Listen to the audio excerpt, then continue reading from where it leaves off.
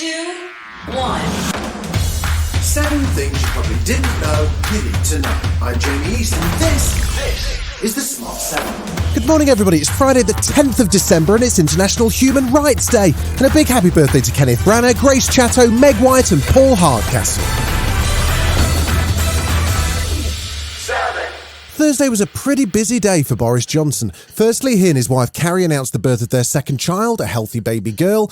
Then, awkwardly, the Electoral Commission fined the the Tory Party almost £18,000 for failing to accurately report the donation that paid for Boris's flat decoration. Oh, and speaking of decorations, there's now an investigation into what appears to be 3 separate parties last Christmas. It'll be carried out by the Cabinet Secretary and Cabinet Office Minister Michael Ellis, carefully laid out what exactly the investigation will be looking for, apart from party streamers and selfies, presumably. Now, the primary purpose will be to establish swiftly a general understanding of the nature of the gatherings, including attendance, the setting and the purpose, and with reference to adherence to the guidance in place at the time. Now, if required, the investigation will establish whether individual disciplinary action is warranted. Deputy Labour leader Angela Rayner says Boris is just not fit for the office of Prime Minister. I think here we've got a Prime Minister who, quite frankly, I never felt was fit for office anyway, but has proven over the last couple of months that he isn't. He's undermined it with the Owen Paterson, dodgy contracts. Now we're talking about multiple potential events and parties happening within Number 10 and within his own flat at Number 10. There were 50,867 new cases of COVID-19 yesterday and 148 additional deaths. The number of Omicron Variant cases rose too, with 249 new official cases bringing the total to 817.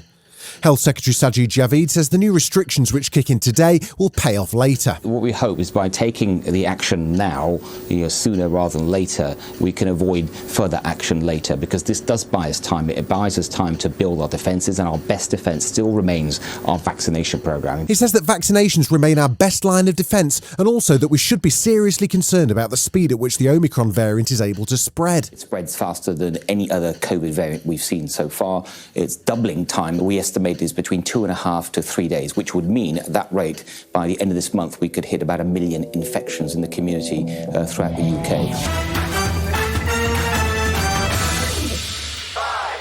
Former Empire actor Jussie Smollett was found guilty on Thursday by a Chicago jury of lying to the police when he claimed to be the victim of a racist, homophobic assault.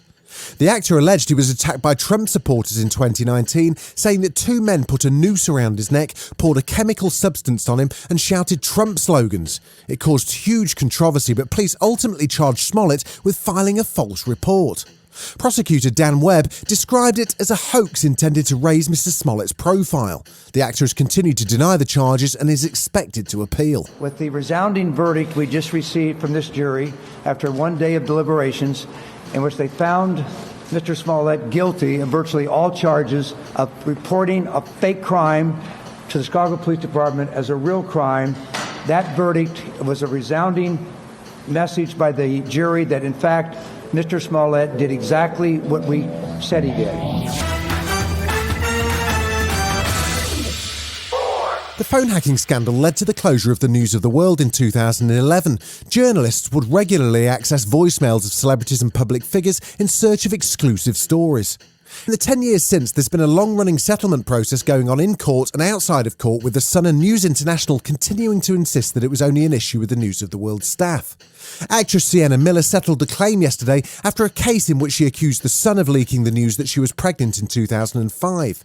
She spoke to reporters outside the court and says she hopes someone else will now take up the battle. Their behaviour shattered me, damaged my reputation at times beyond repair. Their actions, their words, their tittle-tattle compelled me into making decisions about my future and ultimately about my own body that I have to live with every single day. Still to come on the Smart 7, Mariah Carey reminisces with James Corden and Travis Scott speaks out on the Astroworld tragedy. Right after this. You're listening to the Smart 7. If you're enjoying it, you might also like the Smart 7 Ireland edition. Just search and follow us on your favourite podcast platform.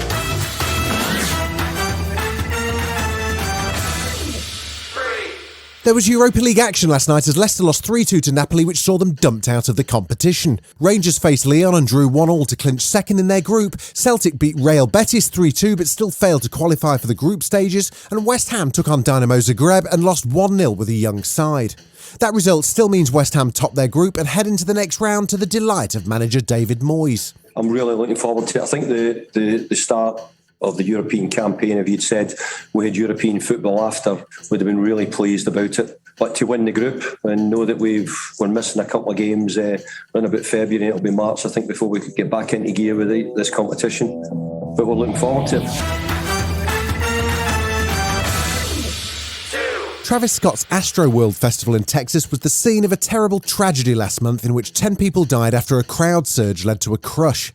Travis offered to pay for the funerals of those killed, but he's also been swamped with lawsuits from families and victims alike. He spoke out for the first time since the tragedy in an interview with Charlemagne the God, and he says he really didn't know anything serious was happening until after his performance. And it's so crazy because I'm that artist too. Like, anytime you can hear something like that, you want to stop the show. You want to make sure, fans get the proper attention they need, And I just really just go off the fans' energy as a collective, call and response. And I just didn't hear that. I got music, I got my in-ears, but I just didn't hear that,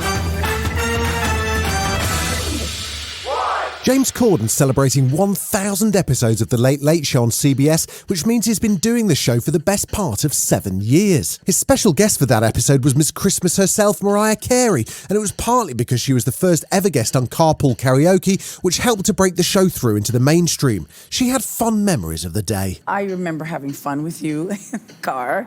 I don't know what are we doing? I don't really know what this is. And I've seen, since then, other people. I don't know all of them, but they did it, and some of them are huge stars, and I'm like, wow. And they went crazy. They had their butts up in the air and stuff.